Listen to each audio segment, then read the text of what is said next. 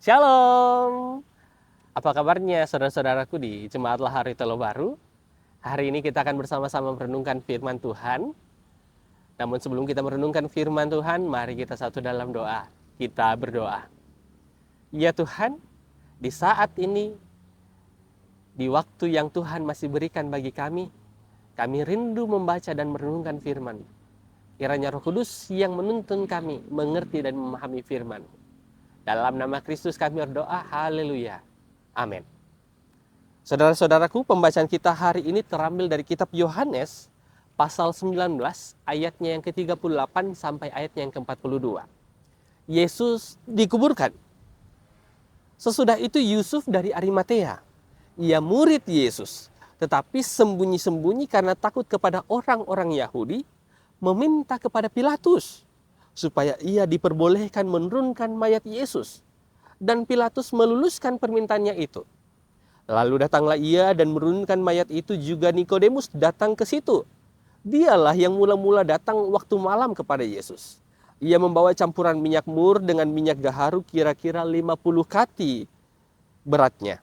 Mereka mengambil mayat Yesus, mengapaninya dengan kain lenan dan membubuhinya dengan rempah-rempah. Menurut adat orang Yahudi, bila menguburkan mayat, dekat tempat di mana Yesus disalibkan, ada suatu taman, dan dalam taman itu ada suatu kubur baru yang di dalamnya belum pernah dimakamkan seseorang. Karena hari itu hari persiapan orang Yahudi, sedangkan kubur itu tidak jauh letaknya, maka mereka meletakkan mayat Yesus ke situ. Amin, firman Tuhan. Shalom. Hari ini saya mau membagikan suatu cerita yang menarik.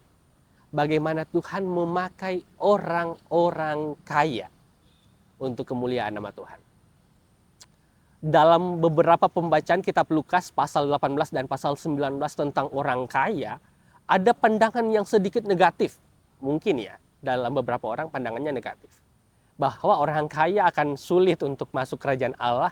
Orang kaya tertuju hatinya kepada harta bendanya. Atau orang kaya dalam beberapa pembacaan banyak memiliki muatan-muatan yang negatif. Namun pembacaan kita hari ini satu kabar gembira bagi orang-orang kaya di luar sana, yang juga mungkin kaya dalam harta benda atau kaya dalam iman. Hari ini pembacaan kita menunjukkan dua tokoh yang menurut saya pribadi adalah tokoh-tokoh yang hebat. Namun kita bukan bicara tentang tokohnya, tapi kita lihat tentang apa yang mereka lakukan, tentang apa yang mereka perbuat bagi Kristus. Saudara-saudaraku, tokoh yang pertama, Yusuf dari Arimatea, seorang yang termasuk dalam kumpulan Sanhedrin. Ia orang yang dikatakan kaya, punya harta benda. Ia menghadap kepada Pilatus untuk meminta jenazah Yesus.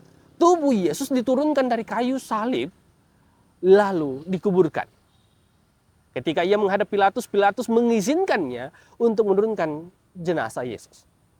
Bersama dengan dia ada tokoh lagi satu yang dibahas dalam Yohanes pasal 3, yakni Nikodemus. Ia yang pertama-tama menjumpai Yesus pada suatu malam. Ia mempertanyakan beberapa hal kepada Yesus. Dan mungkin buah dari perjumpaan itu, ia berani untuk ikut serta dalam peranan menurunkan Yesus dari kayu salib. Ketika mereka sudah menurunkan Yesus, Nikodemus yang pada saat itu membawa minyak, mur, dan gaharu, rempah-rempah yang dipakai untuk meminyaki Yesus ketika Yesus telah dikafani. Setelah itu dibawa ke dalam satu kubur yang baru yang sebenarnya dipersiapkan bagi Yusuf. Setelah dibawa ke sana, Yesus lalu dikuburkan. Yang menjadi poin inti dari pembacaan kita, cerita hari ini yang mau saya sampaikan bagi kita sekalian adalah bagaimana Tuhan memakai Yusuf dan Nikodemus. Dua tokoh besar bagi orang Yahudi. Selain dari tokoh besar, Yusuf adalah orang yang kaya. Kaya. Yang bagi saya sendiri ya, kaya itu sangat besar artinya. Kaya yang dimaksudkan bukan kaya rohani saja, tapi juga betul-betul kaya dalam arti harfiah, yakni memiliki harta benda yang banyak. Yusuf dalam kekayaannya punya kuasa untuk dapat berjumpa secara pribadi kepada Pilatus. Sehingga ia berani untuk meminta jenazah Yesus. Dalam perjumpaan itu Pilatus mengizinkannya. Orang kaya di luar sana, adakah kira-kira yang mau memakai kekuasaannya, memakai apa yang dia miliki untuk kemuliaan nama Tuhan? Mungkin banyak orang kaya di luar sana, punya kuasa, punya andil dalam masyarakat, tapi tidak berani melakukan hal yang sama seperti Nikodemus. Tidak berani ambil andil sama seperti Yusuf dari Arimatea. Yusuf dalam pembacaan kita mau mengisyaratkan satu hal. Sekalipun ia tokoh besar, tokoh kunci dalam orang-orang Yahudi, sekalipun ia bersembunyi-sembunyi untuk datang dan mengambil jenazah Yesus, namun ia memberanikan dirinya.